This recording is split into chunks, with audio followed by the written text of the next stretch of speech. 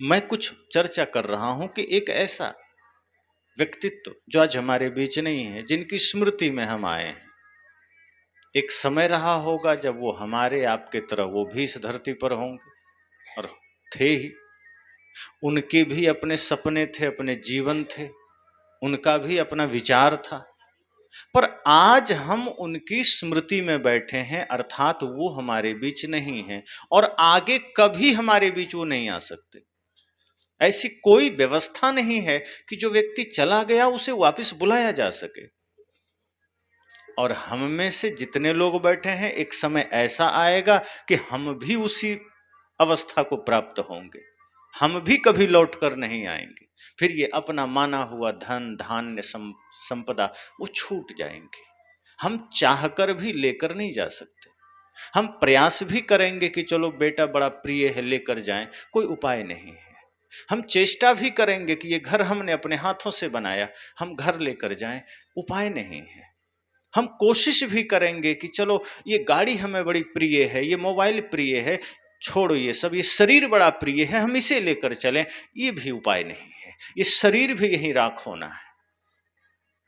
ये संकेत हर एक गया हुआ व्यक्ति हमें देकर जाता है। जो भी व्यक्ति यहां से जाता है वो हमें यही संकेत देकर जाता है कि तुम भी होश में आ जाओ। तुम किस गलतफहमी में हो? तुम ये क्या मान बैठे हो कि ये सब तुम्हारा है? कुछ भी तुम्हारा भी नहीं है। बस तुम जी रहे हो और जीने के लिए कुछ कर रहे हो। पेट को भोजन चाहिए, थोड़ा तुम श्रम कर रहे हो। शरीर को वस्त्र चाहिए, तुम थोड़ा मेहनत कर रहे हो। लेकिन जो तुम्हें वास्तव में अमर बना सकता है वो तुम कुछ भी नहीं कर रहे हो। तुम उस नश्वर शरीर के लिए कर रहे हो जो नश्वर शरीर खुद तुम्हारा नहीं, और जो खुद अस्थिर हो, जो खुद मिटने वाला हो, तुम उसके लिए कुछ भी कर लो, वो तुम्हारा काम नहीं हुआ। तुम वो काम नहीं कर रहे। तो मैंने कहा हर गया हुआ व्यक्ति हमें एक संकेत दे रहा है। हमारे बीच से अगर कोई चले गए तो ये समझना कि वो संकेत देकर गए कि चिंता मत करना, तुम भी इसी मार्ग पर आओगे, तुम्हें भी आना है। ये जो कुछ भी तुमने स्वयं को स्थापित किया है, जो तुमने अपने को बांधा है संसार से, वो सब तुम्हें भी छोड़ना होगा। तो एक होता है कि खुद से छोड़ देना, एक होता है मृत्यु छुड़ा देती। अब आप तय करो। कोई व्यक्ति कुर्सी में बैठा है, खुद कुर्सी से उठ जाए तो सम्मान है, और कोई उठा दे तो अपमान है। कोई किसी पद में है, बर्खास्त हो जाए तो जग हंसाई है, और खुद त्यागपत्र दे दे तो सम्मान है। हम सब बर्खास्त ही होते हैं। हम कभी खुद से अपने तन का मोह नहीं छोड़ते।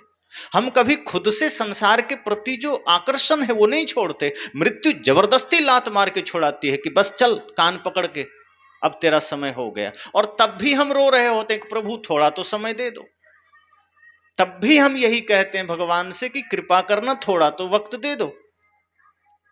उम्र हो गई, मृत्यु निकट है, अब हम ये नहीं कहते कि ठीक ही है, अब चल ही दें, इस दुनिया में क्या रहना, जहां चारों तरफ माया का छलावा है, जहां चारों तरफ धोखा है, जहां छल है, क्या रहना, ठीक है अब चलते हैं। लेकिन नहीं, उस मरते वक्त भी हमारे भीतर यही ख्याल आता है कि प्रभु थोड़ा तो समय दे दो। और मान लो अगर हमें थोड़ा समय भी दे दिया जाए तो क्या करेंगे? भजन करेंगे। हम फिर वही प्रपंच करेंगे, वही माया, वही गाली गलौज, वही हिंसा, वही चोरी, वही डकैती, वही कपट। अगर हमें समय भी मिल जाए तो हम उस समय का सदुपयोग नहीं करते हैं। हम उस समय को धर्म परमार्थ में नहीं लगाते, नाम जप सुमिरन में नहीं लगाते, भूखे को भोजन, प्यासे को पानी में नहीं लगाते। फिर हम उस समय को भी पाप में ही लगाते हैं। तो हर एक गया हुआ व्यक्ति हमें एक संकेत दे रहा है कि तुम भी जाग जाओ, उम्र ढल रही है, समय निकट आ रहा है। आज हम किन्हीं की स्मृति में बैठे हैं, कभी हमारी स्मृति में कोई बैठेगा, ये तो तय है। और ये भी हो सकता है कि जो जिस पुण्यात्मा की स्मृति में हम हैं, उनका पुण्य था जो आज हम सब इकट्ठे हैं, हमारा पुण्य उतना ना हो कि हमारे पास कोई बैठने को भी ना मिले। हो सकता है हमारी मृत्यु ऐसी जगह हो जहां कोई अंतिम संस्कार करने वाला भी ना मिले। हम किस गलतफहमी में इस जीवन को जिए चले जा रहे हैं, किस मूर्छा में जिए चले जा रहे हैं। हमें लगता है ये सब मेरा है, सब मैं कर रहा हूं। संतजन कहते हैं कि एक एक व्यक्ति को इतना भ्रम हो जाता है कि ये घर मेरा, परिवार मेरा, मैं ना करूं। एक एक पिता को, बुजुर्गों को बड़ी गलतफहमी होती है कि मैं ना रहूं तो बेटे भीख मांगेंगे। कई पिता ऐसा कहते हैं कि मैं हूं इसलिए तुम बढ़िया खा पी रहे हो, मैं ना रहूं तो तुम भीख मांगोगे। और ये गलतफहमी से ज्यादा कुछ भी नहीं। इस धरती पर जो कोई भी जन्म लेता है वो अपना दाना पानी लेकर आता है, कोई किसी को नहीं देता। एक पिता अगर कुछ देता है तो समझो उसी का उसको दे रहा है, वो अपना कुछ नहीं दे रहा। अपने भाग्य का आप किसी को नहीं दे सकते। ये अदला बदली बाहर होता है, भाग्य में नहीं होता। जो जितना लेकर आया है उसको वही मिलता है, जो जो अपना प्राप्त करके आया है वही मिलता है। इसलिए सदगुरु कबीर कहते हैं मेरा मुझ में कुछ नहीं, जो कुछ है सो तो तेरा तुझको सौंपता, तेरा ही था सौंप दिया। इस भाव में अगर आप हैं तब तो सुखी हो सकते हैं। पर आपने अगर ये गलतफहमी पाल ली कि नहीं मैं ही कर रहा हूं, मैं ही कर रहा हूं, मैं ही हूं तो तुम खा रहे हो, मैं ही हूं तो तुम जी रहे हो, ये समझना ये महामूढ़ता के सवाल है। ये हमारी गलतफहमी से ज्यादा कुछ भी नहीं।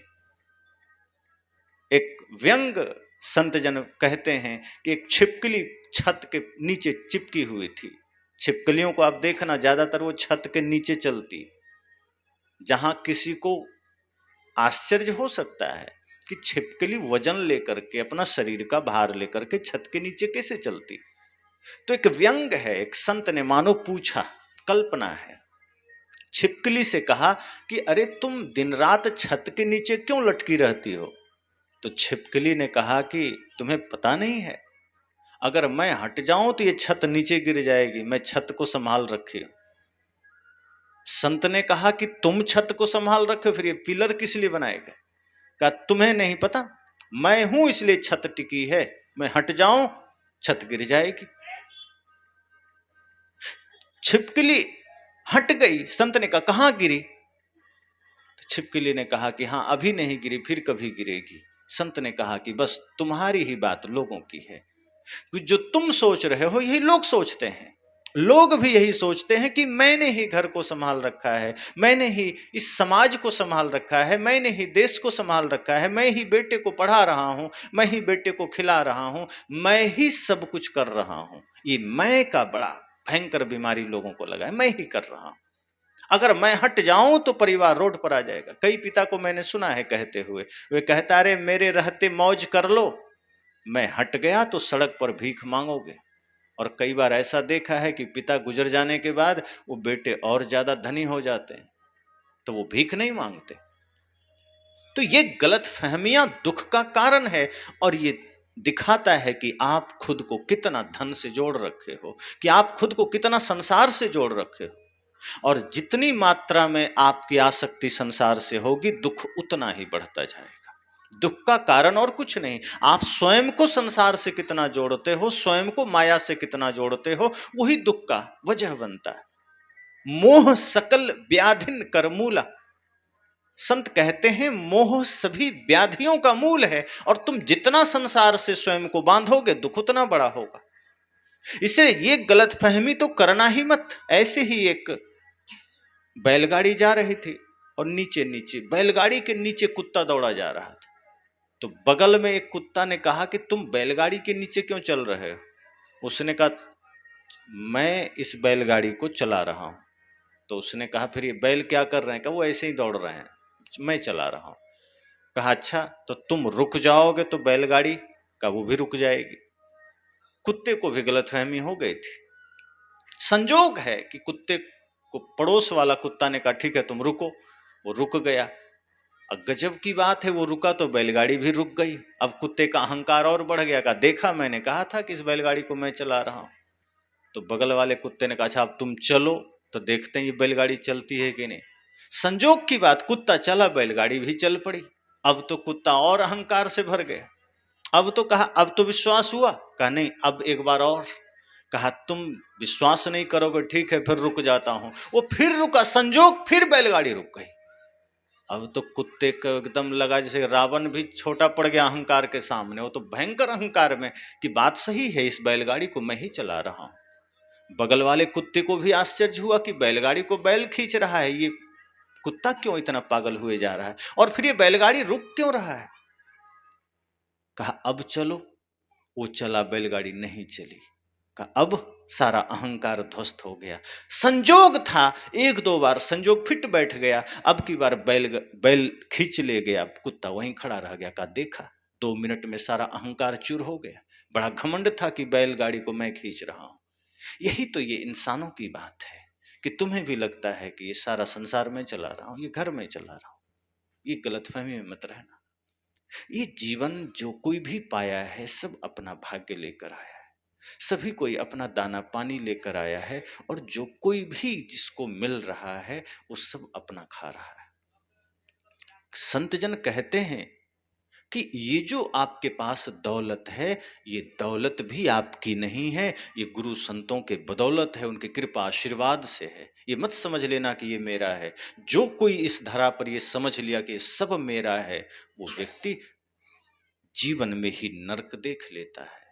जिसने ये समझा कि नहीं मेरा कुछ नहीं है, गुरु संतों माता पिता की कृपा से आशीर्वाद से ये मेरे पास संपत्ति आई है, और ये संपत्ति तो कुछ नहीं, अगर मेरे जीवन में भक्ति है, प्रेम है, तो इससे बड़ी और कोई संपत्ति नहीं।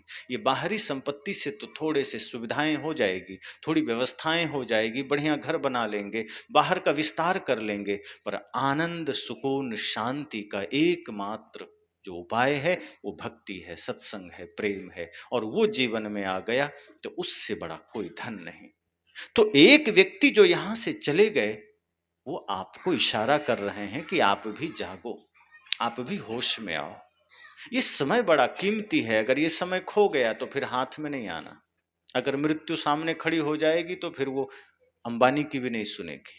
ऐसा नहीं है कि कोई बहुत बड़ा धनपति है और मृत्यु आ जाए तो कहेगा ठीक है, चेक काट कर ब्लैंक चेक दे रहा हूं, थोड़ा रुक जाओ, तो मृत्यु मान जाएगी क्या। अगर कोई ब्लैंक चेक भी मृत्यु को देना चाहे तो मृत्यु कहेगी नहीं, मेरे सामने सब बराबर है, क्या राजा क्या रंक, क्या धनी क्या गरीब, मेरे लिए सब समान है, क्या चोर क्या डाकू, क्या साधु क्या गृहस्थ, मेरी नजर में सब बराबर है। इसलिए शमशान की कल्पना की गई। शमशान मतलब जहां सबकी शान बराबर हो जाए, सम शान, जहां सबकी शान, सबका व्यक्तित्व वहां जाकर बराबर हो जाए। वो राजा हो रंक हो, सब मिट्टी में पड़ा है। जब तक वो शमशान में नहीं है तभी तक शान में रहता, लेकिन शमशान में गया तो देखो सबकी खोपड़ियां ठोकरी खा रही। वहां चाहे रावण की खोपड़ी हो, चाहे एक साधारण सैनिक की खोपड़ी हो, उस मैदान में सब ठोकरी ठोकरे खा रहा है। इसलिए तो कहा था, थर्राते थे पांव जिनके सामने जाते हुए, देखा आज उनके खोपड़ी को ठोकरे खाते हुए। कि जिस रावण के सामने जाने से भी पैर कांपते थे, जब वो मारा गया तो उसकी खोपड़ियों को भी चिल गिद्ध नोच कर खा रहे थे, और पैरों से वो ठोकरें खा रही थी खोपड़ी। ये हकीकत है शरीर की। तो जो व्यक्ति चले गए वो आपको बहुत बड़ा संदेश देकर गए। और संत तो कहते हैं बुजुर्गों से सीखना। ये बुजुर्ग चलते फिरते विश्वविद्यालय हैं, इनके कांपते हुए हाथ तुम्हें संकेत करते हैं कि जो भी दान पुण्य करना है, सेवा करना है, जवानी में कर लेना, बुढ़ापे में हाथ कांपेंगे, कुछ नहीं कर पाओगे। इनके हिलते हुए गर्दन, इनकी कमजोर आंखें, इनके कमजोर नेत्र, इनके हिलते हुए पैर, लटके हुए चाम, सब शिक्षा दे रहे हैं, सब आपको एक संकेत दे रहे हैं कि जागो। ये इस शंका में मत रहना, इस उम्मीद में मत रहना कि बुढ़ापे में मैं कुछ कर लूंगा, नहीं कर पाओगे। बुढ़ापे में अपना शरीर ढोना भी कठिन होगा, और बुढ़ापे में खुद को चलाना भी कठिन होगा। तब तुम धर्म ध्यान सत्संग पूजा कुछ नहीं कर पाओगे। इसलिए आज इस जवानी में, इस समय में अपने कोई खाओ पियो ऐश करो वाला फार्मूला से बाहर निकलो। ये सोचो कि शरीर को सुविधा दे दो, भोजन दे दो, पानी दे दो, आए गए को भोजन दे दो, लेकिन ये ध्यान रखना कि ये जीवन एक दिन मृत्यु के करीब चला जाएगा तो कुछ नहीं कर पाएंगे। और यहाँ का सारा करा धरा वहां गिनती में नहीं आएगा। आप यहाँ कितना भी कर लो, अगर धर्म का काम नहीं किया तो वो आपके खाते में नहीं जुड़ेगा। खाते में वही जुड़ेगा। अब जैसे यहाँ का अकाउंट अलग है, वहां का अलग है, 2 अकाउंट है। आप यहाँ भी लाइफ इंश्योरेंस करवाते हैं और वो अध्यात्म का लाइफ इंश्योरेंस अलग है। तो यहाँ तो सब लोग लाइफ इंश्योरेंस करवा लेते, जीवन बीमा, शरीर का बीमा, पर दोनों में अंतर क्या है। मान लीजिए आपने जीवन बीमा करवा लिया, तो बीमा कराने वाला आदमी इतनी खूबियां बता देता है कि वो सिद्ध कर देगा कि जीने से बढ़िया मरना है, अब आप करवा ही लो। और करवा जब आप लेंगे तो किसको मिलेगा? मान लीजिए जो व्यक्ति बीमा करवाया वो गुजर गया तो बीमा की राशि परिवार वाले को मिलेगा, उसको तो नहीं मिलेगा ना। तो आपने बीमा करवाया वो आपको नहीं मिलेगा, पर संत जन कहते हैं ये धर्म की बीमा अगर तुमने करवाया वो दूसरे को नहीं मिलेगा, वो आप ही को मिलेगा। और धर्म की बीमा क्या है?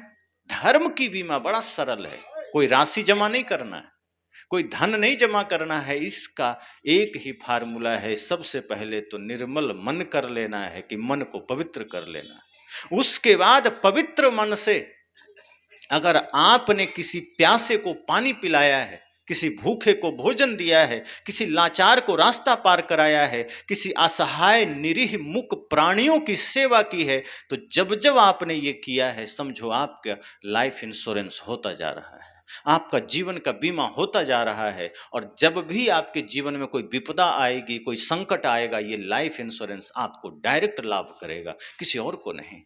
इसलिए ये बीमा कराओ।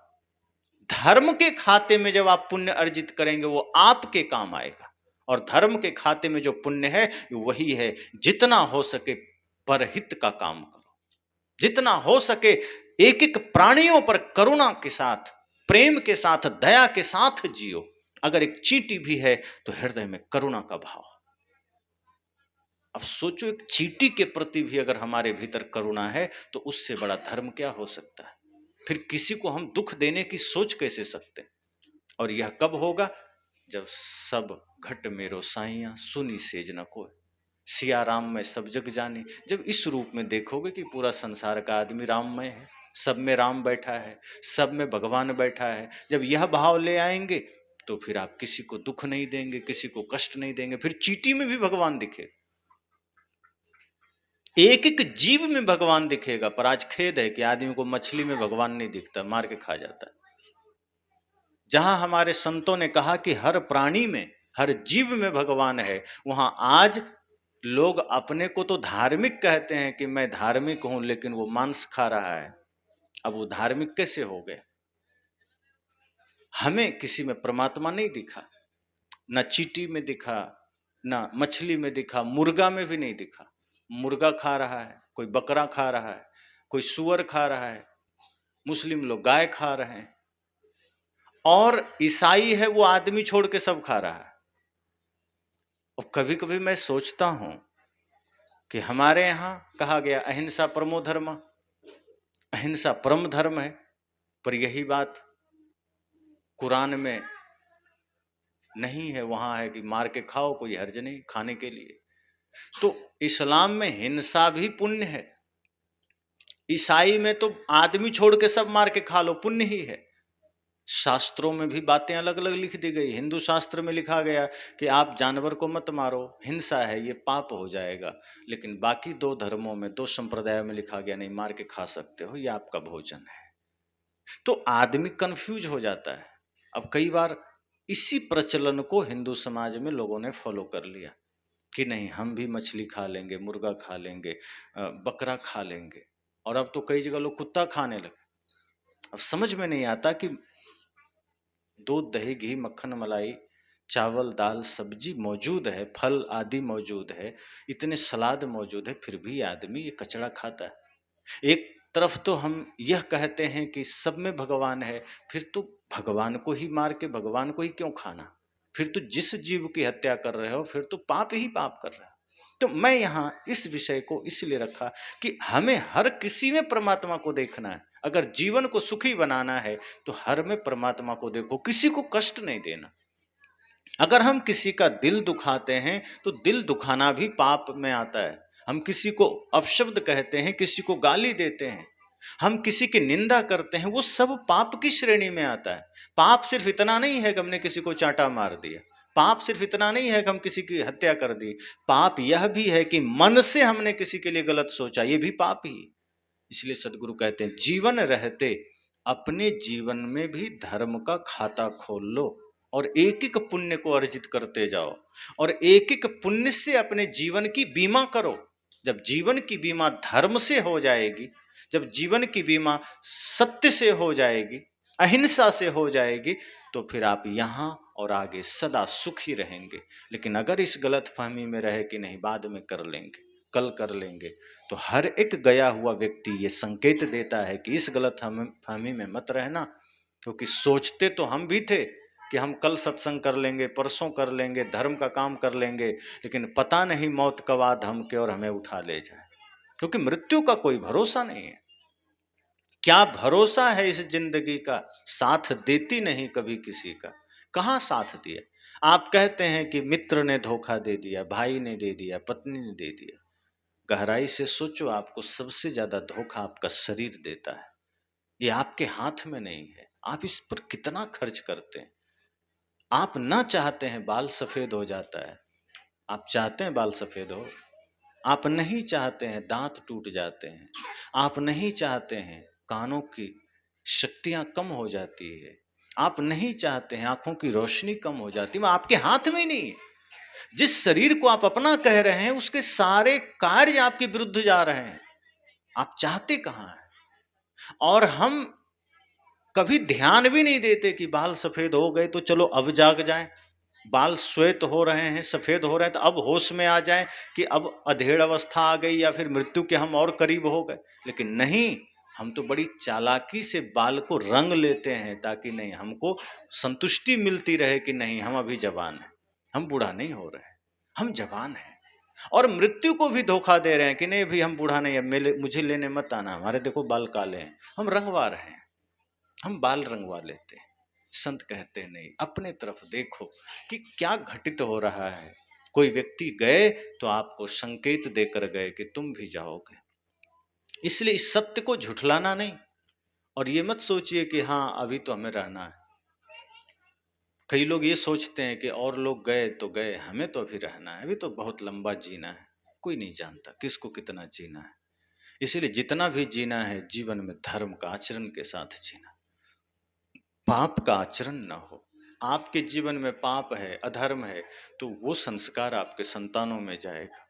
और यदि आपके पाप का आचरण का प्रभाव आपके संतानों पर होगा तो संतान फिर पाप आचरण वाले होंगे। फिर ये समाज, ये मोहल्ला में पाप का आचरण बढ़ेगा। फिर इसी समाज में छोटे छोटे बहन बेटियों को सिर झुका करके डर के चलना पड़ेगा।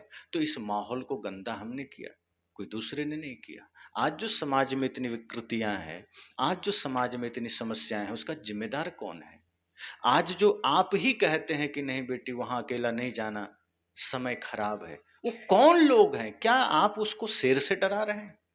क्या आप ये कह रहे हैं कि नहीं उस रास्ते से मत जाना, कोई सांप बैठा होगा इसलिए डरा रहे हैं। नहीं, कोई आदमी से आपको डर लग रहा है, किसी समाज के किसी व्यक्ति से ही डर लग रहा है। आज आप सांप छुछुंदर से नहीं डर रहे, बिच्छू से नहीं डर रहे, आज आप शेर से भी नहीं डर रहे, आज आपको इंसान से डर लग रहा है। आखिर वो इंसान आकाश से तो नहीं टपका, किसी इसी समाज का कोई माँ बाप का बेटा है। अब वो क्या परवरिश पाया कि वो उदंडता को प्राप्त हो गया, अधार्मिक को प्राप्त हो गया, पापाचरण करने लगा, और आज उसी से समाज भयभीत हो गया। तो क्या संस्कार मिला उसे। और ऐसा भी नहीं कह सकते वो गर्भ से बिगड़ कर आया है। ऐसा कोई नहीं कह सकते कि हाँ वो बच्चा तो गर्भ में ही बिगड़ चुका था। अगर गर्भ में कुछ बिगड़ा भी तो आपके पास मौका है, जन्म से लेकर 5-6 वर्षों तक आप बच्चों को सुधार सकते हो। अगर 5 वर्षों के अंदर अंदर आपने सही संस्कार नहीं दिए तो उम्मीद कम रखना कि वो बाद में ठीक हो सके। और ज्यादातर माता पिता तो यही सोचते हैं कि 5 साल का भी तो अबोध है, जब 8 साल 10 साल का हो जाएगा तो संस्कार देना शुरू करेंगे। लेकिन आप भूल में हैं। 5 वर्ष से पहले अगर आप इनको संस्कार नहीं दिए तो आप भूल जाइए। बांस जब तक कच्चा है आप चाहें तो उसका जो बना लो, धनुष बना लो, टोकरी बना लो, जिस दिन पक गया आपके हाथ से निकल गया, अब आप कुछ नहीं कर सकते। 5-6 वर्षों तक बालक कच्चे बांस की भांति है। आप चाहें तो उसको जो दिशा दे दें, चाहे तो श्रवण कुमार बना दे, चाहे तो भगत सिंह बना दे, चाहे तो चंद्रशेखर आजाद बना दे, लेकिन 5-6 वर्ष के बाद आप चाह लेंगे वो खुद लाचार हो जाएगा, नहीं बनेगा। फिर तो वो लादेन बनेगा, कसाब बनेगा, कंस बनेगा, रावण बनेगा, मेघनाद बनेगा। और इसके लिए जिम्मेदार सिर्फ माँ और बाप है, कोई दूसरा नहीं है। इसलिए संत कहते हैं जीवन में होश से जीना। ये जो समय मिला है कब छीन लिया जाए कोई नहीं जानता। और एक बात और, आप अपने जीवन को सिर्फ नहीं बिगाड़ते। कई लोग ये सोचते रहे मैं बिगड़ा हूं तेरा क्या। नहीं, ये गलतफहमी में मत रहिए कि मेरा जीवन बिगड़ा है। आप बिगड़ते हैं तो आप अपने बच्चों में वो बीज डालते हैं, और आपका बच्चा बिगड़ता है तो वो आगे वाली पीढ़ियों में वो बीज डालता है। आप इस भारत के, इस विश्व के एक इकाई का एक हिस्सा हैं, इस संपूर्ण मानव समाज का एक हिस्सा है। और एक समाज, इस पूरे समाज का एक हिस्सा में कोई खराबी आ जाए तो उसका असर अन्य पर भी होता है। फिर आप जिम्मेदार होते हैं समस्त बुराइयों के लिए, समस्त बिखराव के लिए। अब ऐसे भी आप एक मोटा उदाहरण से समझें।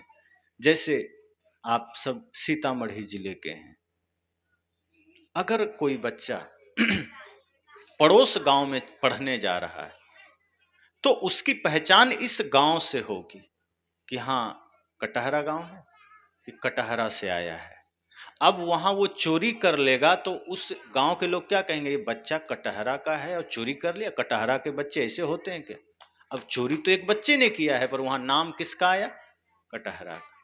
लेकिन यही बच्चे चले जाएं मुजफ्फरपुर और वहां पढ़े और वहां चोरी करे तो क्या कहेगा, सीतामढ़ी जिला से आया। सीतामढ़ी के लोग ऐसे होते हैं क्या। अब सोचो कटहरा से डायरेक्ट सीतामढ़ी में शिफ्ट हो गया, अब सीतामढ़ी पहचान बन गया इसकी। एक ने किया है, 10 लाख से ज्यादा की आबादी होगी, लेकिन एक बच्चे ने गलती किया, पर वहां लोगों का भावना क्या बना, सीतामढ़ी के लोग ऐसे होते हैं। पर यही बच्चे चले जाएं महाराष्ट्र, अब क्या छवि बनेगी, बिहार के लोग ऐसे ही होते हैं। पूरा बिहार ने कुछ नहीं किया है, पूरे बिहार के लोगों ने चोरी नहीं की है, एक दो ने की है। लेकिन अब कोई नहीं कहेगा कि कटहरा के बच्चे ने चोरी की है, वो यही कहेगा कि बिहार ऐसा है। और भारत से कोई व्यक्ति अमेरिका चला जाए अब कुछ कर दे तो लोग क्या बोलेंगे, भारत के लोग ऐसे ही होते हैं। आपकी पहचान बढ़ती चली जाती है। क्यों, क्योंकि आप जहां से भी, जिस दायरे से बाहर होते हैं, फिर आपका एक प्रेजेंटेशन, आपका प्रतिनिधित्व पूरा देश का, समाज का, राज्य का हो जाता है। गलती आप करते हैं लेकिन उसका दायित्व, उसकी जिम्मेदारी पूरे समाज पर थोप दी जाती है। इसलिए ये मत समझना कि हम कुछ कर बैठेंगे, हमसे कोई भूल हो जाएगी तो हम ही बिगड़ेंगे। नहीं, आप आने वाली पीढ़ियों को, आने वाले समाज को आप एक बीज देकर जाएंगे, और वो बीज पाप का होगा, अधर्म का होगा, छल का होगा, कपट का होगा। इसलिए इस गलतफहमी में नहीं रहना कि मेरे अंदर बुराई है तो मेरा बच्चा बिगड़ गया तो कोई बात नहीं, दूसरे से क्या लेना देना। नहीं, आप नहीं बिगड़ते, सिर्फ आपके वजह से एक युग बिगड़ सकता है, एक पीढ़ियां बिगड़ सकती है, एक समाज बिगड़ सकता है। इसलिए जीवन में सदैव यह संकल्प लेना है कि हमें अपने जीवन में परिवर्तन लाना है। ये बहुत सरल है, सिर्फ मन को राजी करना है, सिर्फ मन को तैयार करना है। हम मन को राजी नहीं कर पाते, हम सदैव गलतफहमियों में जीते चले जाते हैं, वहम में जीते चले जाते हैं, पाप के ही साथ जीते चले जाते हैं। अगर जीवन में कोई भूल है, कोई पाप है, कोई कमी है तो संत के पास जाइए, गुरुजनों के पास जाइए, बैठिए। अब मान लो आपकी तबीयत खराब लग रही है तो आप डॉक्टर के पास जाते हैं, और डॉक्टर के पास जब जाते हैं तो आप क्या कहते हैं कि पता नहीं क्या लग रहा है, चेक कर दीजिए। और कोई कहे कि नहीं हम डॉक्टर के पास जाएंगे ही नहीं, तो दवा कैसे खाएंगे, फिर बीमारी कैसे ठीक होगी। तो अगर जीवन में दुख है, तकलीफ है, पीड़ा है, तो दुकान में और डॉक्टर के पास नहीं जाना है। अगर मन का दुख है तो गुरु के पास जाइए, संत के पास जाइए, तभी तो समाधान मिलेगा, तभी तो संत आपको रास्ता दिखाएंगे।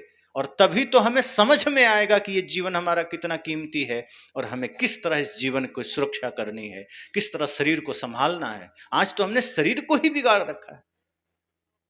जिस मुख से राम का नाम लेना था, गुरु का नाम लेना था, हम उसे गालियां भर भर के निकाल रहे हैं। जिस मुख में सिर्फ प्रसाद ग्रहण करना था, उसमें न जाने कितना गुटखा भरे जा रहे हैं।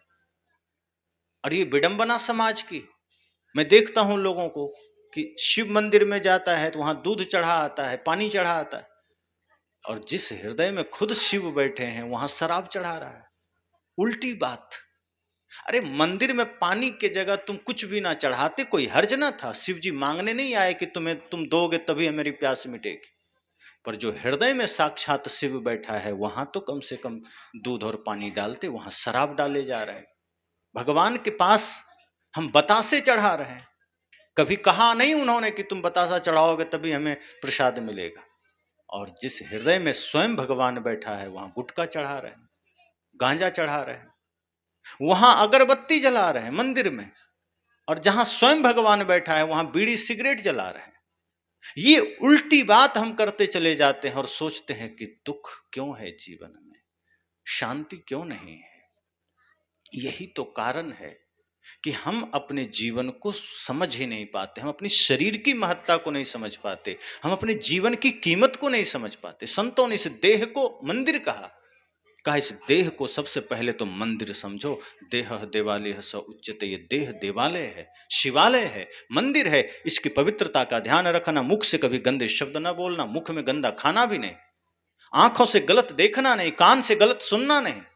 इतना स्वस्थ आपकी हो जाए कि गलत से वंचित हो सको, कि गलत से अपने को रोक सको। ये कदमों को कभी शराब खाने की ओर मत जाने देना, इन हाथों से कभी किसी का नुकसान मत करने देना। ये हाथ भी सेवा के लिए, पुण्य के लिए उठे, ये कदम भी अच्छे कार्यों के लिए उठे, ये आंख भी शुभ दर्शन के लिए उठे, ये कान भी अगर खुले तो कुछ अच्छा सुनने के लिए खुले। जब आप इस तरह से सावधान होंगे तभी तो बात बनेगी। लेकिन हम असावधानी में जी रहे हैं, हमारा देह कबाड़ खाना बन गया, बूचड़ खाना बन गया। गालियां, चोरी, नशा, दुर्व्यसन, सारा भक्ष इस शरीर में हो रहा है, और हम सोचते हैं कि भगवान की कृपा नहीं मिलती, दुख है। तो भगवान की कृपा पवित्र लोगों को मिलती है, शुभ लोगों को मिलती। राम जैसे आप खुद विचार करिए, कई लोग कहते हैं कि हनुमान जी संकट मोचन है, तो अगर हम हनुमान जी का नाम लेंगे तो आ जाएंगे, पर हनुमान जी क्यों आएंगे आपके पास? वो संकट मोचन है, ठीक है, पर किसके संकट मोचन है? राम के। और आप रावण बन करके हनुमान को बुला रहे हैं कि आप आ जाइए, हमारा संकट हर लीजिए।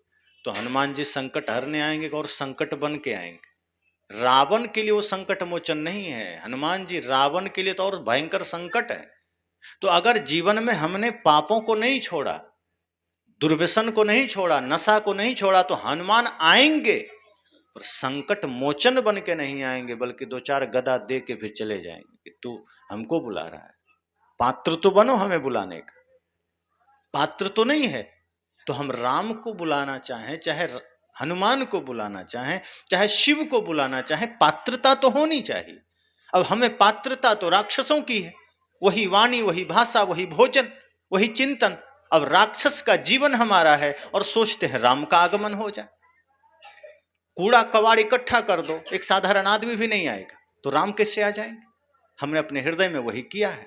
सत्य कहते हैं समय कम है, होश में आओ। ये मत सोचो कि हम देह के साथ कुछ भी कर लेंगे, और पाप करके फिर हमें कोई नुस्खा भी बता दिया जाता है। हम पाप पर पाप किए जा रहे हैं, छोड़ना नहीं चाहते, पाप पर पाप किए चले जा रहे हैं, अधर्म पर अधर्म किए चले जा रहे हैं। और किसी ने कह दिया चिंता मत करो, तुम जितना भी पाप करो मैं एक गुरु मंत्र देता हूं, जाप कर लेना, पाप कट जाएगा। अब हमें बड़ा सरल हो गया कि कोई दिक्कत नहीं, पाप छोड़ने की आवश्यकता नहीं है, सिर्फ नाम जपेंगे पाप कट जाएगा। किसी ने कहा मंदिर में सिर्फ सुबह एक बार चले जाना, पाप कट जाएगा। किसी ने कहा गंगा में डुबकी लगा लेना, पाप कट जाएगा। अब कई बार मैं सोचता हूँ गंगा से पाप का क्या लेना देना, और गंगा में क्यों पाप धुल जाएगा भाई? और जितने लोग गंगा में पाप धोने जाते हैं और सारा पाप अगर गंगा में चला जाए तो गंगा को तो नरक में जगह नहीं मिलेगी, सारा पाप उनके पास चला जाएगा। वो क्यों आपका पाप लेंगे? उन्होंने क्या बिगाड़ा है? आप गलती आप करो, पाप गंगा धोए, ये तो बड़ी गजब की बात है। ये तो ऐसा ही है कि पेट खराब आपका हुआ और दवाई पड़ोसी खाए।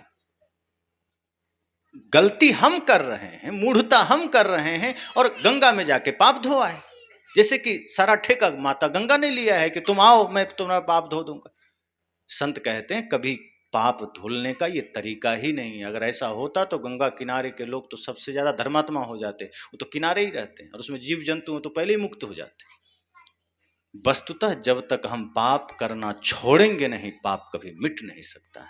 चोरी करना छोड़ना पड़ेगा, झूठ बोलना छोड़ना पड़ेगा, छल छोड़ना पड़ेगा, हिंसा छोड़नी पड़ेगी, और उसके बाद जब गुरु के बताए मार्ग पर चलेंगे तो पाप धुल जाएगा। लेकिन अगर पाप चलता रहा, झूठ चलता रहा, छल चलता रहा, नशा दुर्व्यसन चलता रहा, मांस चलता रहा, और सोचोगे कि हम राम नाम की चादर ओढ़ लेंगे, सोचोगे तिलक लगा लेंगे, कि गुरु का नाम जप लेंगे, कि गंगा में डुबकी लगा लेंगे और सारा काम बन जाएगा, तो नहीं, ये पाप पुण्य का कोई खेल हमारे बस की बात नहीं कि हम पाप करते जाएं और पुण्य में मिल जाए। पाप कर्मों से स्वयं को पहले मुक्त करना होगा। जैसे आपका बार बार आग में हाथ डालते हो और जल रहा है, तो आप पहले क्या करेंगे कि आग में हाथ डाले रहेंगे और कहेंगे कि हे अग्नि देवता हमको जलन से बचा लीजिए, तो बचा लेंगे। सबसे पहले आग से हाथ हटाना पड़ेगा, और एक बार जो डाल चुके उसका जलन भुगतना पड़ेगा, लेकिन दोबारा कभी नहीं डालोगे तो कभी नहीं जलेगा, अग्नि देवता की पूजा की जरूरत भी नहीं पड़ेगी। पर हम यही तो करते हैं, हम आग में हाथ डाले हुए हैं और हे अग्नि देवता बचा लो। क्यों बचाने लगे? हाथ तो हटाओ पहले, पूजा की भी जरूरत नहीं पड़ेगी। हम गलत किए चले जा रहे हैं और सोचते गंगा हमारा पाप धो ले। तो बिल्कुल विपरीत बात है। हम पाप करें, हम छल करें, भाई को धोखा दें, माता पिता का अनादर करें, माँ बाप को पानी भी ना दें, पत्नी के साथ बदसलूकी करें, पर स्त्री पर कुदृष्टि करें और जाके गंगा में डुबकी लगा लें। कितना सरल हो गया, इतना भी सरल कैसे हो जाएगा? हमें तो राम जी से सीखना चाहिए। अगर इतना ही सरल होता तो राम जी ये ना कहते निर्मल मन जन सो मोहि पावा, मोहि कपट छल छिद्र न भावा। वो तो कहते नहीं, मुझे फिर अगर ऐसा होता ना इतना सरल, तो राम जी ये कहते कि नहीं, जो गंगा में डुबकी लगावा सो मोहि भावा। वो ये कहते, वो नहीं कहते कि निर्मल मन जन सो मोहि पावा। फिर निर्मल मन की आवश्यकता क्या है? छल कपट रहित होने की आवश्यकता क्या है? छल करो, कपट करो, भगवान के मंदिर में खड़े हो जाओ। और भगवान तो जैसे कि बिल्कुल अंधा है, जिसे पता ही नहीं है कि आप जाओगे और उन्हें पता नहीं कि अधर्मी आदमी है और उस आशीर्वाद दे देंगे। हमें यही लगता है भगवान अंधा है, हम कुछ भी झूठ करके जाएंगे, छल करके जाएंगे, हिंसा करके जाएंगे और भगवान हम पर कृपा बरसा देंगे। भगवान सब देखता है। आप चोरी करके आए हो, कि हिंसा करके आए हो, कि माँ बाप को दुख देकर आए हो, कि पत्नी को धोखा देकर आए हो, कि भाई के साथ गलत करके आए हो, क्या भगवान इससे अपरिचित है? क्या उन्हें पता नहीं कि ये आदमी अभी भी रावण बनकर आया है और राम जी आप पर कृपा कर देंगे? हम तो भगवान को भी ऐसा समझते हैं कि वो भी नेत्रहीन है, उन्हें भी क्या पता, हम तो कुछ भी करके आएंगे। संत जन इसलिए तो कहते हैं कि तुमने मंदिर का गठन ही इसलिए किया ताकि वहां से हमें कोई ये ना कहे कि तू नशा करके क्यों आया। मंदिर बना ही इसलिए है, ज्यादातर आदमी को सुविधा होती है, क्योंकि वहां कुछ कोई कहता थोड़े है, भगवान उधर से कहते थोड़े कि तू शराबी है बाहर हो जा, कि मांसाहारी है बाहर हो जा, कि नशा करके आया बाहर हो जा। हमने मंदिर इसलिए बनाया, गुरुओं से हम दूर होते गए। पहले का समय था जहां भगवान भी गुरु के पास जाते थे, राम भी संत के पास जाते थे कुछ सीखने जानने, और आज हम संतों से दूर होकर मंदिर से जुड़ गए क्योंकि हमें सुविधा हो गई। मंदिर में कोई कहने वाला नहीं। आप किसी की हत्या भी करके चले जाओ तो मंदिर में कौन मूर्ति आपको कहेगा बाहर निकल, तू हत्या करके आया है, तेरे को सजा देंगे, नहीं, वहां सब। और हमें ये सांत्वना मिल जाती है कि भगवान के मंदिर आ गए तो पाप तो आधा हो ही गया होगा। ये गलतफहमी मन में डाल दी गई कि कितना भी पाप करो, मंदिर चले गए पुण्य मिल जाएगा। मंदिर जाना पुण्य नहीं है, जीवन को मंदिर बना लेना पुण्य है। इस गलतफहमी से जितना जल्दी निकलेंगे धर्म का जागरण हो पाएगा। हमें लगता है घर को हम कबाड़ खाना बना के, शरीर को हम बुचड़ खाना बना के 10 मिनट मंदिर में जाएंगे पुण्य हो जाएगा। कृष्ण कहते हैं नहीं, जब तक तुम अपने भीतर मंदिर तैयार नहीं करोगे, अपने मन को निर्मल नहीं करोगे, तब तक हृदय में ईश्वर का निवास नहीं होगा, तब तक भीतर में जो ईश्वर बैठा है उसकी पहचान नहीं होगी, तब तक तुम उसे बाहर खोजते रहोगे, बाहर भटकते रहोगे, मिलेगा कुछ नहीं। इसलिए जीवन में सतत जागृत होना है कि समय बड़ा कम है। अगर हम आज कुछ गलत करते हैं तो हम सिर्फ नहीं करते हैं, वो हम अपने बच्चों को भी दे रहे हैं, वो हम अपने संतानों को दे रहे हैं, वो हम अपने समाज में लोगों को भी दे रहे हैं, और हम फिर एक प्रेरणा बन रहे हैं दूसरों के बिगड़ने में, हम दूसरों के सुधरने में प्रेरणा नहीं बन रहे हैं। इसलिए जितनी भी उम्र मिली है, जितना भी समय मिला है, जागिए कि ये जीवन सिर्फ फालतू के कार्यों के लिए नहीं मिला, लड़ने के लिए नहीं मिला। झगड़ने के लिए नहीं मिला, पाप करने के लिए नहीं मिला, माता पिता गुरु का अनादर करने के लिए नहीं मिला। ये जीवन प्रेम से जीने के लिए मिला है, ये जीवन कुछ पुण्य करने के लिए मिला है, ये जीवन भक्ति के लिए मिला है। सब कुछ करते हुए भक्ति मन में बनी रहे, घर में रहिए, सारा काम करिए, जिम्मेदारी निभाइए, लेकिन ये ध्यान रहे कि संसार से हमें भी छोड़कर जाना है, एक दिन हमें भी चल देना है, हम सदा यहाँ नहीं रहेंगे। घर मकान दुकान सब छूटेगा। जिस चीज के लिए आज हम किसी की हत्या करने को उतारू हो जाते हैं, वो सब छूटना है। फिर हम इसके लिए इतना क्यों कर रहे हैं? उतना ही करो जितना धर्मयुक्त हो सके। अधर्म करके कोई काम न करे। अगर आप धन भी कमाना चाहते हैं तो अधर्म का मार्ग चुनकर नहीं कमाना, क्योंकि अतिरिक्त आप कुछ कमा भी लोगे तो क्या कर लोगे? मान लीजिए आपका घर बना है, ईमानदारी से अगर बना है, और कोई अधर्म करके 5 एकड़ में बना लिया तो क्या करेगा? वो रहेगा तो एक ही कमरे में। कोई ईमानदारी से 4 रोटी रोज खाता है, कोई अधर्म करके खूब व्यवस्था कर लिया धन का तो क्या करेगा? 50 रोटी तो नहीं खा जाएगा एक बार, खाना उसको भी उतना ही। कोई ईमानदारी से 2 जोड़ी कपड़े रखा है, कोई अधर्म करके 1000 जोड़ी कपड़े ले आएगा तो एक बार में क्या करेगा? वही एक ही शर्ट वही कुर्ता पहनेगा। ऐसा तो नहीं कि नहीं हमारे पास ज़्यादा पैसा था हम 10 कुर्ता एक ही बार पहनेंगे। एक जोड़ी जूता है और कोई पैसा बहुत है तो क्या करेगा? 3-4 जोड़ी जूता कमर में लटका के चलेगा कि नहीं हमारे पास ज़्यादा पैसा है, वो भी उतना ही पहनेगा। टोपी कोई एक पहनेगा, पैसा बहुत है तो 3-4 टोपी गले में लटका लेगा। इस सब व्यर्थ की बात है, सिर्फ हमारे मन की लालसा है, आकांक्षा है, जो कि रावण के पास भी थी। वो भी संतुष्ट नहीं था, जितना था और हो जाए और हो जाए। कुबेर को भी बंदी बना लिया, मृत्यु को भी दासी बना लिया, और हो जाए, यहाँ से स्वर्ग तक सीढ़ी बना दूं, ये कर दूं। तृष्णा कभी हमें शांत नहीं होने देती। ये मृग तृष्णा बड़ा भयंकर है। हमें भी लगता है थोड़ा और हो जाए, थोड़ा और हो जाए, थोड़ा और पालें, थोड़ा और पालें, और ये थोड़ा थोड़ा के चक्कर में मृत्यु तब तक आती है कि बस शांत हो जाए, अब मैं आ गई, मेरा आना हो गया, अब तुम चलो, तेरा विस्तार यहीं विराम। तब हमें लगता है अरे हम तो व्यर्थ के सपने देख रहे थे, सब छूट गए। हम सोच रहे थे संसार का विस्तार कर रहे हैं, हम सोच रहे थे हम दुनिया में हम नाम कमा रहे हैं, ये तो सब विराम हो गया, कुछ मिला ही नहीं, अब हाथ खाली है। इसलिए कहा कि सिकंदर भी जाता है तो खाली हाथ जाता है। हम और आप भी जाएंगे तो खाली हाथ जाएंगे, लेकर कुछ नहीं जाएंगे। लेकिन अगर कुछ लेकर जाना है, वो पुण्य लेकर जाना, वो धर्म लेकर जाना। ये अधर्म को लेकर जाएंगे तो यहाँ तो कष्ट पाए, आगे भी नरक में जाना है, आगे भी दुख पाना है। तो इसलिए हर किसी की एक यात्रा हमें संकेत करती है कि आप भी सचेत हो जाओ,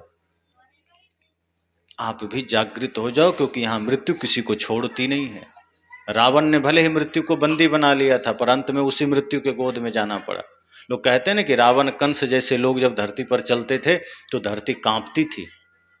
हिरण्यकश्यप हिरण्याक्ष जैसे पापी आतताई जब धरती पर चलते थे, कदम रखते थे तो धरती कांपती थी, लेकिन धरती कांपती नहीं थी।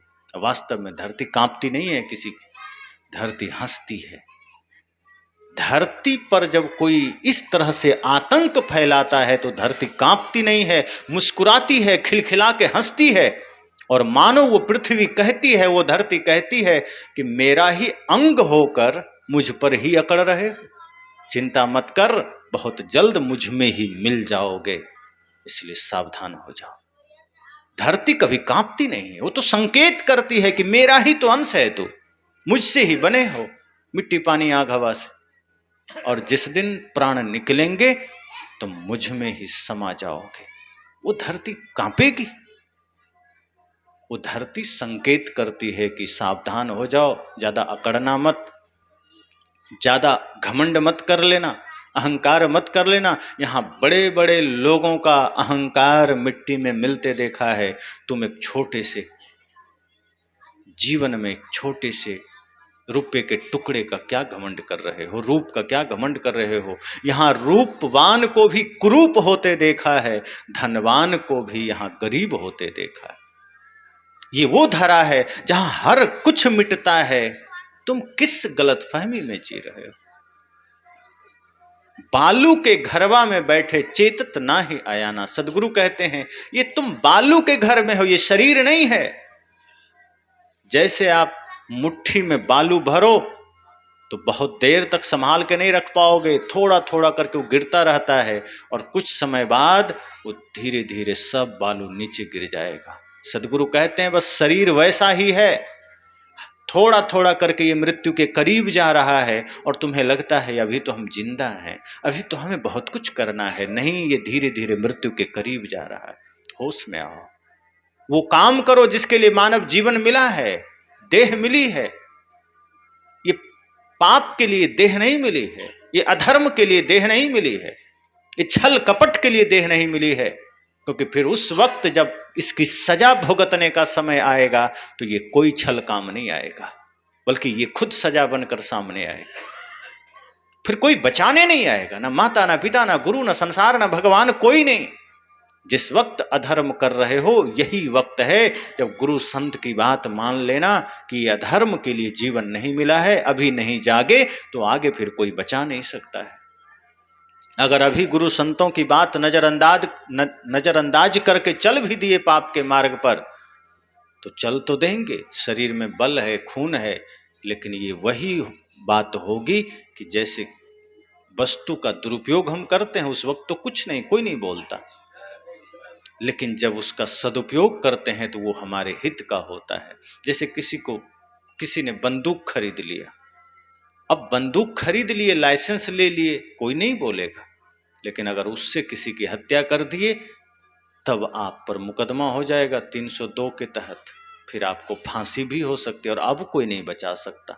हो सकता है खरीदते समय कोई रोक दिया हो, आप बात नहीं माने, तब रोका जा सकता था, मारने से पहले रोका जा सकता था, तब भी कोई आपको सलाह दे सकते थे, तब भी आप रुक जाते, अधर्म नहीं होता। लेकिन अब जब पाप कर्म हो चुका है तब अब कोई बचा नहीं सकता। अर्थात बंदूक से अगर आपने काम वो कर दिया तब आपको कोई लौटा नहीं सकता।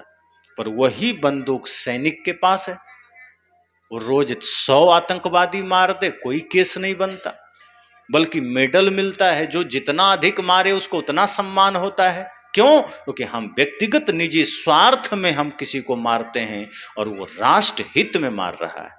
तो हिंसा वो भी कर रहा है, लेकिन वो हिंसा भी वहां अहिंसा बन रहा है और हमें मानव देह मिला है।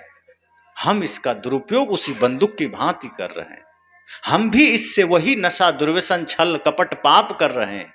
इसी देह को जब हम सेवा में लगा देते हैं, धर्म में लगा देते हैं, तो ये शरीर धर्म का कारण बन जाता है, धर्म स्थापना का अवस्था को ये प्रदान कर देता है। लेकिन जब इसी देह को हम छल में लगाते हैं, कपट में लगाते हैं, तो यही देह जो मुक्ति तक आपको ले जा सकती थी, यही शरीर जो आपके लिए मोक्ष का साधन बन सकता था, वही शरीर आपके लिए नरक का साधन बन गया। इसलिए तुलसीदास जी ने कहा ना कि साधन धाम मोक्ष कर द्वारा। ये शरीर साधारण नहीं है, अगर सही से इसका रख रखाव करो, बढ़िया से सदुपयोग करो, तो ये शरीर मुक्ति तक ले जाने का साधन बन जाएगा। और यदि आपने इसको बेहोशी में जिया है, मूर्छा में जिया है, नींद में जिया है, तो यही शरीर आपको नरक में भी ले जा सकता है। तो इसी तरह से जैसे कि कोई वस्तु किसी के पास है, चाकू चोर के पास है, वो जेब काटेगा, वही चाकू डॉक्टर के पास है, वो ऑपरेशन करके जीवन दे देता है। चाकू वही है। मोबाइल आज सबके पास है, कोई मोबाइल से विचार सुन रहा है, प्रवचन सुन रहा है।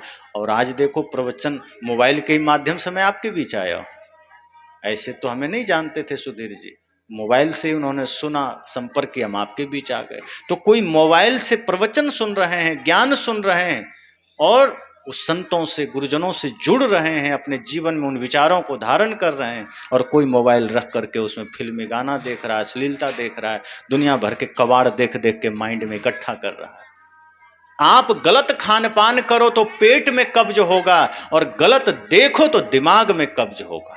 पर खेद इस बात का है कि गलत खाने से कब्ज हो गया तो हम चूर्ण खोजते हैं कि पेट साफ हो जाए, पर दिमाग में कब्ज हो जाता है तो हम कोई खोज नहीं करते कि क्या खोजें कि दिमाग का कब्ज दूर हो जाए।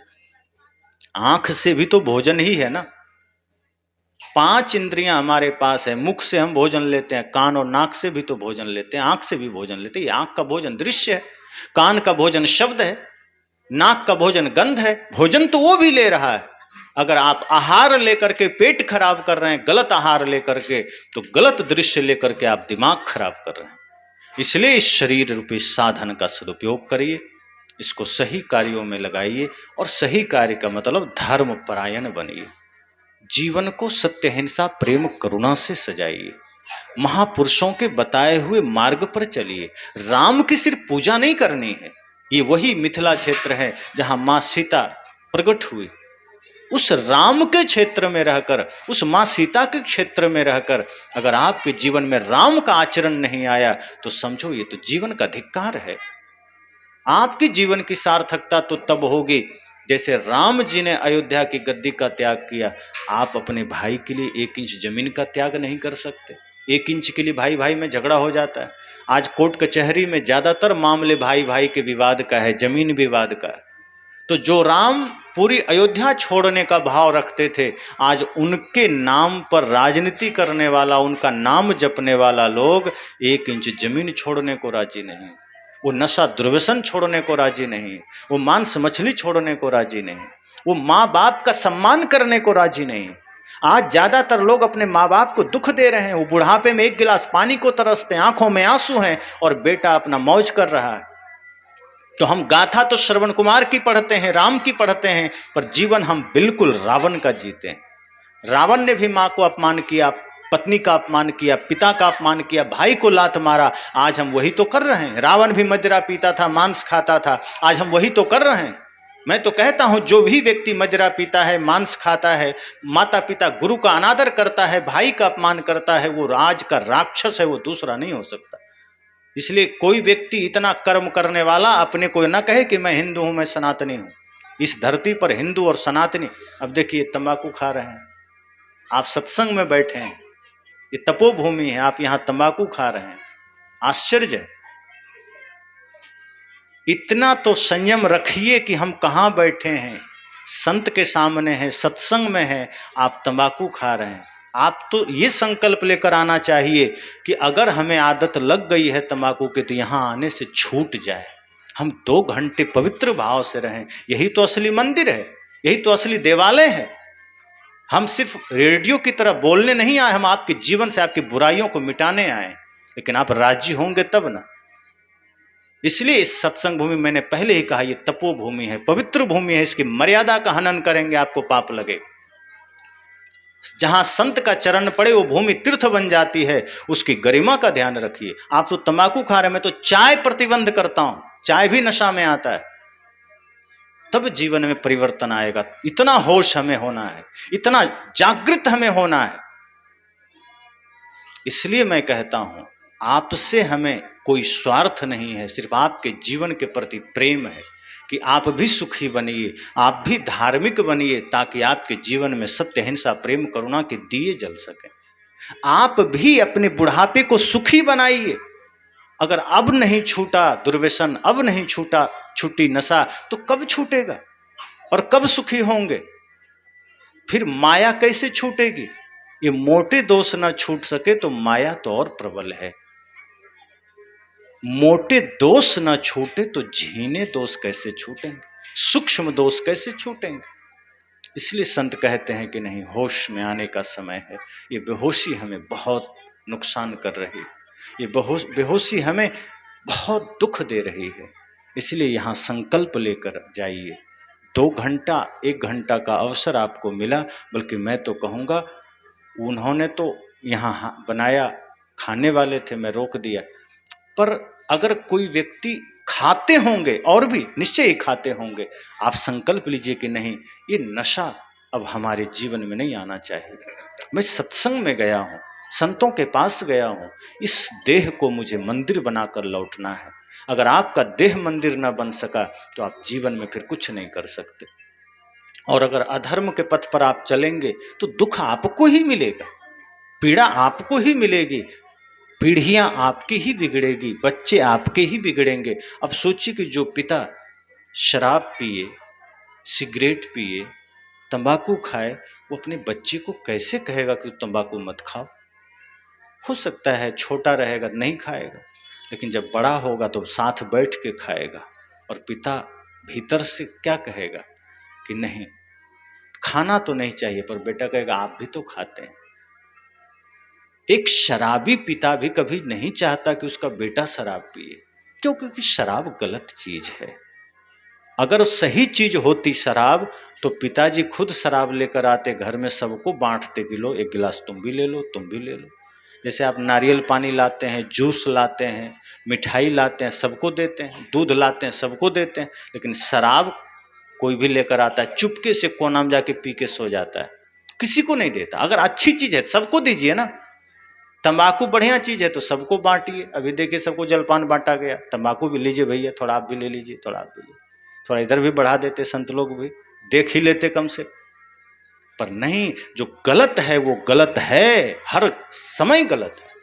और आप भी जानते हैं वो गलत है, क्योंकि आप खुद नहीं चाहेंगे आपका बेटा तंबाकू खाए, आपका बेटा शराब पिए, आपका बेटा सिगरेट पिए। क्यों? क्योंकि आपको पता है गलत चीज है। पर ठीक है, आदत हो जाती है, कुसंग के बस दोष आ जाते हैं, पर छोड़ने का संकल्प भी तो होना है। और ऐसा कुछ नहीं इस धरा पर जो हम छोड़ना चाहे और ना छूटे, सब कुछ छूट सकता है, संकल्प मजबूत होना चाहिए। कई बार आदमी कहता है क्या करें, बहुत कोशिश करते हैं, छूटता नहीं है। जिस दिन ये जान लेंगे वो जहर है, छूट जाएगा। एक आदमी ने कहा तंबाकू हम छोड़ना चाहते हैं, पता नहीं छूटता नहीं है, कैसे छोड़े? क्रोध से मुक्त होना चाहते हैं, क्या उपाय करें? तंबाकू से मुक्त होना चाहते हैं, जुआ से मुक्त होना चाहते हैं। मैंने कहा सोचने की जरूरत नहीं है, जिस घड़ी आप जान लेंगे विष है, आप फेंक देंगे खुद ही। पर आप उसको विष नहीं मान रहे हैं, आप उसको पाप नहीं मान रहे हैं, इसीलिए आप छोड़ नहीं पा रहे हैं। अब जैसे अभी आप बैठे हैं और किसी के गोद में अभी करैत सांप गिर जाए, तो क्या लोगों से पूछेगा कि गिर गया है क्या करें, इसको फेंकें कि रखें? कोई पूछेगा? वो झटके में हाथ से मारेगा, चाहे जो हो जाए, कि फेंक दें, क्योंकि काट लेगा। क्यों? क्योंकि आपको पता है ये जहर है, इसमें ये काटेगा तो मर सकते हैं। तब आप पूछेंगे नहीं किसी से कि फेंकें कि रहने दें। इसी तरह जिस दिन आपको ये आभास हो जाएगा कि ये चाय विष है, ये नशा, तंबाकू, बीड़ी, गुटखा, शराब विष है, आप किसी से नहीं पूछेंगे। बस वो समझना भर है कि ये देह मंदिर है और इस मंदिर में हम क्या चढ़ा रहे हैं। मैंने अभी कहा ना कि भगवान के मंदिर में हम बतासा चढ़ाते, और अपना शरीर जो भगवान का बनाया हुआ है, जिसको हमने बनाया वहां बतासा, और जिसको स्वयं भगवान ने बनाया वहां क्या? बीड़ी, गुटखा, सिगरेट, खैनी। इसी सत्य को समझने के लिए सत्संग है। सत्संग को गंभीरता से लीजिए कि कुछ घड़ी का भी सत्संग हो, सत्संग होता है, वो तपोभूमि होता है। सत्संग को कभी भी इस रूप में नहीं देखना है कि हाँ कहीं जागरण का प्रोग्राम हो रहा था, नाच का हो रहा था, 2 घंटा गए हम भी आ गए। नहीं, सत्संग बहुत होश की चीज है, जागृति की चीज है, बहुत सावधानी की चीज। सत्संग की आधी घड़ी सुमिरन बरस 50, बरसा बरसे एक घड़ी रहट 12 मास। आधी घड़ी का भी सत्संग जिसके जीवन को मिल गया, वो अंगुलीमाल बुद्ध बन जाता है, वो रत्नाकर वाल्मीकि बन जाता है।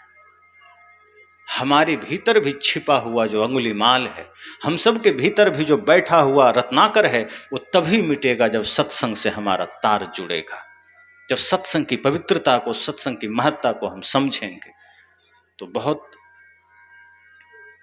सजग रहने की आवश्यकता है। और सौभाग्य समझिए कि कुछ पल का सत्संग हमें मिला। अपने जीवन को जगाइए, सजाइए कि आज हमारे बीच जो पुण्यात्मा नहीं है, दिवंगत हो गए, वो एक सत्संग का अवसर देकर गए। यही जीवन के लिए शुभ, यही जीवन के लिए पवित्रता है कि कोई व्यक्ति न रह के भी हमें सत्संग दे गए। अब हमें अपने जीवन को सजगता में लानी है, सुधार में लाना है, ताकि हम भी सही बन सकें और ये छोटे छोटे बच्चों के भीतर भी वो दिव्यता आ सके। आज भारत की जो बुरी हालत है, आज समाज में जो इतना भयंकर भ्रष्टाचार है, उसका दोष हम दूसरे को कैसे दे सकते हैं। आज हम अपने बच्चे को संस्कार देना नहीं चाहते, खुद को संस्कारी करना नहीं चाहते। आज हम रुपया पैसा धन दौलत से ज़्यादा उसको शिक्षा ही नहीं देते। इसलिए ये धन को जानता है तो धन के पीछे मरता है, धन के लिए दूसरों को मारता है। जिस दिन ये जान लेगा कि नहीं, भारत की संस्कृति भी कोई चीज़ है, माता पिता भी कोई चीज़ है, गुरु संत भी कोई चीज़ है, देश की सेना भी कोई चीज़ है, तभी तो इसके भीतर श्रद्धा जगेगी। जब ये यही जानेगा कि पढ़ लिख के सिर्फ कमाना है और यही सबसे बड़ा सब कुछ है, पैसा ही सब कुछ है। लोग तो कहते हैं ना बाप बड़ा ना भैया, सबसे बड़ा रुपया, ये फार्मूला है। पर ये सब मृत्यु के समय खत्म हो जाता है। रुपया कहता है बस अब जाओ तुम, हम नहीं जा सकते। जिस रुपया के लिए आपने सबको ठुकरा दिया, जब अंतिम में मृत्यु आएगी, वो रुपया कहेगा कि अब हम नहीं जा सकते, बैंक में ही रहेंगे या तुम्हारा अलमारी में रहेंगे, अब तुम अकेले जाओ। आप कहेंगे कि अरे भाई, हम तुम्हारे लिए माँ बाप को लात मार दिए, तुम्हारे लिए रिश्तों को लात मार दिए, तुम्हारे लिए धर्म को लात मार दिए, और आज जब हम जा रहे हैं अकेले तो तुम साथ नहीं जाओगे। तो रुपया कहता है बस मेरा साथ यहीं तक, अब नहीं जा सकते। फिर आप माँ बाप से कहते हैं, रिश्तों से कहते हैं, रिश्तेदारों से कहते हैं कि चलो रुपया के चलते आपको लात मारे, लेकिन कभी कभी तो आपको महत्व दिए, महीना में एक के बार सही आपसे हम प्रेम से बात तो किए, आप साथ दे दीजिए। तो रिश्तेदार क्या कहते हैं कि जितना तुम हमको महत्व दिया तो थोड़ा सा हम आगे तक बढ़कर मरघट तक चले जाएंगे, कंधा पर लेके मरघट पहुंचा देंगे। फिर आप कहते हैं और आगे तक ना भाई, आगे तक हम नहीं जा सकते। तब आपको ख्याल आता है कि जिस धर्म को हमने छोड़ दिया, जिस गुरु के ज्ञान को भक्ति को छोड़ दिया, जरा उसके पास भी लास्ट में चल के देखें वो क्या कहता है। हालांकि आपने कभी महत्व नहीं दिया सत्संग को, धर्म को, गुरु के शब्दों को, लेकिन हिम्मत करके आप गए। आपको डर भी है कि जिस धन को हमने सीने से लगाए रखा, अंत में वो तो सबसे बड़ा धोखेबाज निकला। जिस रिश्तेदार को महत्व दिए वो तो कह रहा है मरघट से आगे जा ही नहीं सकते। तो ये धर्म को तो हमने कभी माना ही नहीं, सत्संग को माना नहीं, भक्ति किया नहीं, फिर भी एक बार चल के देखते हैं। और जब आप धर्म के पास जाते हैं कि हमें बचा लो, धन साथ छोड़ दिया, रुपया पैसा पद प्रतिष्ठा ने साथ छोड़ दिया, रिश्तों ने साथ छोड़ दिया, क्या आप मेरा साथ देंगे? धर्म कहता है मैं तो सदा तुम्हारी प्रतीक्षा में हूं, मैं तो इंतजार ही कर रहा था कि तुम कब मेरे पास आओगे। तुम ही ने मुझे छोड़कर विपरीत दिशा में चल दिया, अब तुम मेरे पास आओ हो तो चिंता मत करो, मेरा पावर उन दोनों से ज्यादा है। हम तुम्हें यहां ही नहीं, आगे तुम जहां जहां जिस जिस जन्म में जाओगे मैं तेरे साथ हूं। क्योंकि जो मुझे पकड़ लेता है मैं उसे कभी दीनहीन होने नहीं देता, जो मेरी शरण में आ जाता है मैं उसे कभी बेसहारा नहीं होने देता, जो मेरी शरण में आ जाता है मैं उसे कभी दुखी नहीं होने देता। इसलिए धर्म कहता है डोंट वरी, चिंता मत करो, ये संसार तो छूट सकता है, ये रुपया तो छूट सकता है, पर मैं उससे कहीं ऊपर हूं, और जो मुझे अपना लेता है मैं उसका साथ कभी नहीं छोड़ता, मैं धोखा नहीं करता। इसलिए ध्यान रखिए कि एक समय आएगा जब सब छोड़ेगा, लेकिन ये धर्म, ये सत्संग कभी साथ नहीं छोड़ेगा। और यही हमारे देश की पहचान है, यही हमारी मिट्टी की पहचान है। तो इस भाव को जागृत करिए और अपने बच्चों में धर्म का संदेश दीजिए। अगर धर्म का संदेश बच्चों में नहीं गया, संस्कार नहीं गया, माता पिता गुरु ही देवता है, ये भाव आपने नहीं दिया, तो ये पैसा जानेगा, और जब बड़ा होगा तो पैसा के सामने आपको भी लात मार देगा। और ये हो रहा है। मैं अक्सर उदाहरण देता हूँ, सहारा के जो मालिक थे गुजरे तो बच्चे अंतिम संस्कार में भी नहीं आए, क्योंकि वो संस्कार थोड़े दिया कि बच्चा धन से बड़ा माता पिता होता है। उनको लगा धन से बड़ा कुछ नहीं, धन ही सब कुछ है। तो बच्चा फिर आप पर ही प्रैक्टिकल करेगा, दूसरे पर थोड़े करेगा। वो आप ही को पहले लात मारेगा कि आप भी कुछ नहीं है धन के सामने। लेकिन जब आप बच्चों को सही संस्कार देंगे कि नहीं बेटा, धन जीवन जीने का साधन है, धन को गलत नहीं कहा संतों ने, कहा ये सुविधाओं के लिए है, ये आपकी व्यवस्थाओं के लिए है, पर माता पिता गुरु तो भगवान है।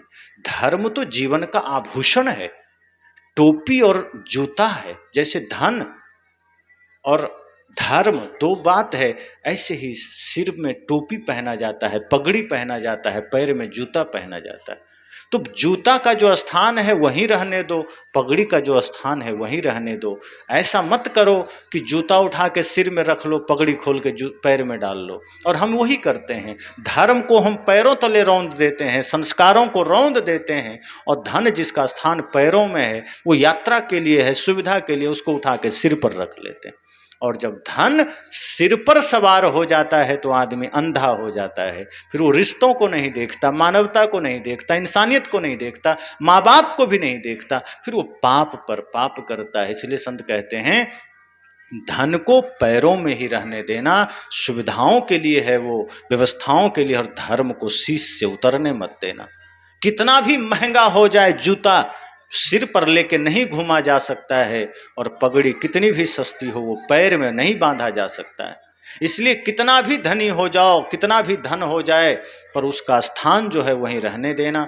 इन बच्चों को जब आप यह संस्कार देंगे कि मातृदेवो भव, पितृदेवो भव, आचार्य देवो भव, तब इनमें ये बात समझ में आएगी। तभी तो ये श्रवण कुमार बनेंगे, तभी तो ये भगत सिंह, चंद्रशेखर आजाद, सुभाष चंद्र बोस बनेंगे। बच्चियां लक्ष्मीबाई, मीराबाई बनेगी, माता शबरी बनेगी, माता सीता बनेगी। और अगर आपने शुभ संस्कार नहीं दिया तो बच्चियां हीरोइन बनेगी, बच्चे हीरो बनेंगे, क्रिकेटर बनेंगे, फैशन शो में जाएंगे, डांस करेंगे। फिर वो कहाँ ध्यान करेंगे, कहाँ सत्संग करेंगे, कहाँ मानवता की बात करेंगे, कहाँ वो परहित करेंगे? नहीं करेंगे। आज आपके हाथ में है, आप अपने बच्चों को किस मार्ग पर भेजना चाहते हैं। अगर अपने जीवन को आपने गंदा किया है, अपने मन को गंदा किया है, तो वो गंदगी आपके बच्चों में जाएगी, और वो बच्चे भी फिर अधर्म के मार्ग पर चलेंगे। फिर बुढ़ापे में आपको भी रोना है, समाज को भी रोना है।